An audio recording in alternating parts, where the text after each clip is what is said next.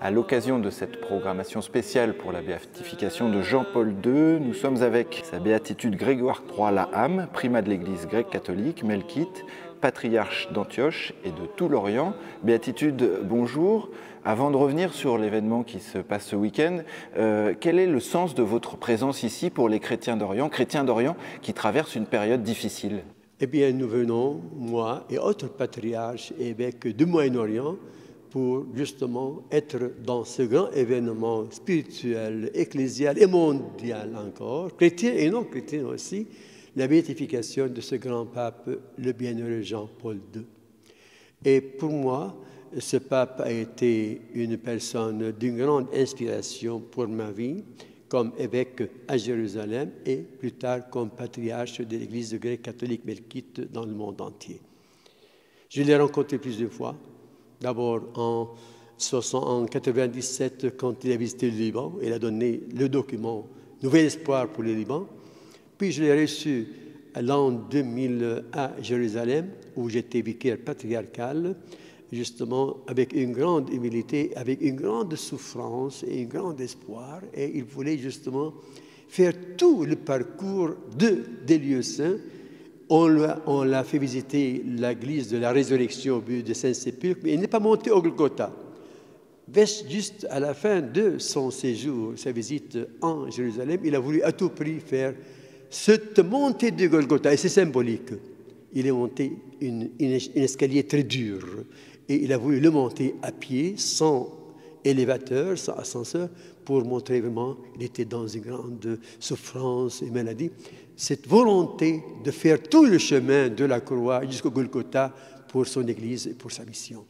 Puis je l'ai rencontré plus tard, l'an 2001, quand j'étais nouveau patriarche à Damas, et il avait cette grande visite du Moyen-Orient. Il était en Grèce, il était en Terre Sainte, en Égypte, en Palestine, en Jordanie, au Liban et en Syrie. Il voulait faire le chemin encore vers l'Irak, mais ce n'était pas possible. Mais c'était vraiment la visite, une des plus belles. D'autre part, c'était vraiment un pape très ouvert, très capable, enthousiasmé pour la foi chrétienne. Et c'est ce qui nous manque aujourd'hui, que nous ayons cet esprit d'enthousiasme et d'aimer notre foi.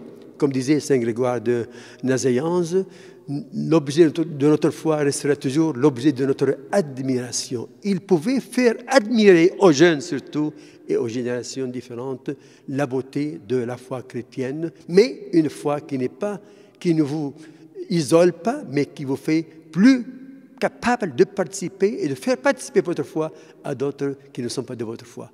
Voilà un peu cette belle figure de Jean-Paul II.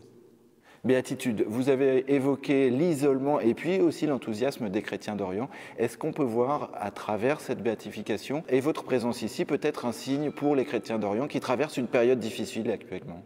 Vraiment, j'aime bien lier cette béatification de ce grand pape, ami de l'Orient, ami des pays arabes, on peut dire ami des musulmans encore, que vraiment cette béatification sera une promesse nouvelle pour que ce saint, ce bienheureux Jean-Paul II soit notre patron dans cette situation difficile de nos pays.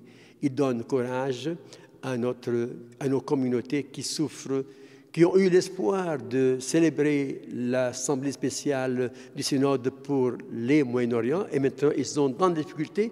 Ce synode leur donne la force, et cette béatification aussi leur donne un sens vrai de l'ouverture. Ils doivent être vraiment un signe, comme il a dit, un nouvel espoir pour le Liban, qu'il y ait un nouvel espoir pour le monde arabe. Il m'a dit, vous êtes une église forte, cohérente. J'aime que l'église grecque catholique, mais aussi toute l'église de Christ soit une église aujourd'hui forte et cohérente pour être capable d'être en communion à l'intérieur, ad intra, et pour être forte, pour être une église de témoignage ad extra dans le monde et pour le monde. Béatitude, merci beaucoup pour ce témoignage. Mon ami, merci.